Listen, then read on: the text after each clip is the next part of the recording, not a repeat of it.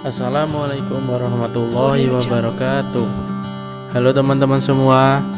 Kali ini kita akan membahas tentang perbandingan sistem ekonomi Islam dengan sistem ekonomi kapitalis dan sosialis. Yang pertama yaitu sistem ekonomi kapitalis. Sistem ekonomi kapitalis memandang bahwa manusia adalah pemilik satu-satunya terhadap harta yang telah diusahakan. Tidak ada hak orang lain di dalamnya. Ia memiliki hak mutlak untuk membelanjakan sesuai dengan keinginannya. Sosok pribadi dipandang memiliki hak untuk memonopoli sarana-sarana produksi sesuai dengan kekuasaannya. Berikut ini ciri-ciri sistem ekonomi kapitalis. Yang pertama, kebebasan memiliki harta secara perorangan, persaingan bebas, kebebasan penuh, mementingkan diri sendiri, harga sebagai penentu, dan campur tangan pemerintah minimum. Yang kedua yaitu sistem ekonomi sosialis.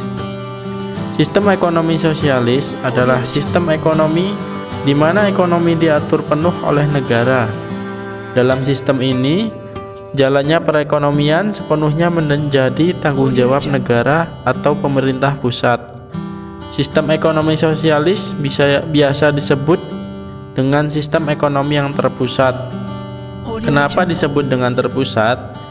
Karena segala sesuatu harus diatur oleh negara dan juga dikomandokan dari pusat. Pemerintahlah yang menjadi penguasa dari seluruh kegiatan ekonomi ini. Sistem perekonomian sosialis merupakan sistem perekonomian yang menginginkan kemakmuran dari masyarakatnya dan terlaksana merata sehingga tidak ada lagi penindasan ekonomi yang terjadi. Ciri-ciri dari sistem ekonomi sosialis yaitu sebagai berikut. Yang pertama, kepemilikan harta dikuasai oleh negara. Setiap individu memiliki kesempatan dalam melakukan aktivitas ekonomi. Disiplin politik yang tegas dan keras. Tiap warga negara dipenuhi kebutuhan pokoknya. Proyek pembangunan dilaksanakan oleh negara. Posisi tawar-menawar individu terbatas. Yang ketiga yaitu sistem ekonomi Islam.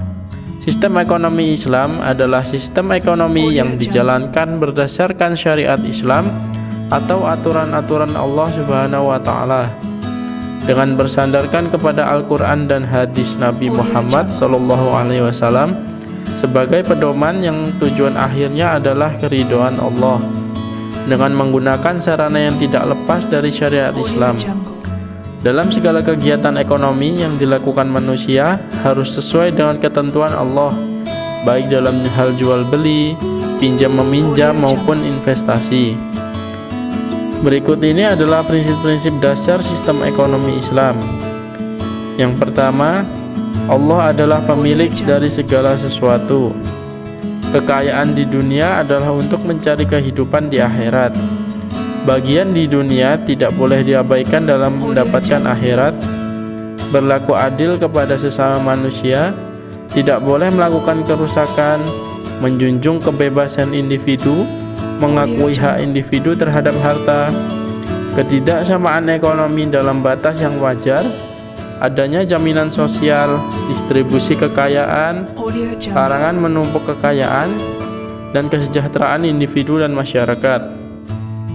Sistem didefinisikan sebagai suatu organisasi berbagai unsur yang saling berhubungan satu sama lain. Unsur-unsur tersebut juga saling mempengaruhi dan saling bekerja sama untuk mencapai tujuan tertentu. Dengan pemahaman semacam itu, maka sistem ekonomi merupakan organisasi yang terdiri dari bagian-bagian yang saling bekerja sama untuk mencapai tujuan ekonomi. Oke, teman-teman, sampai sini dulu ya video kali ini. Terima kasih telah menonton. Wassalamualaikum warahmatullahi wabarakatuh.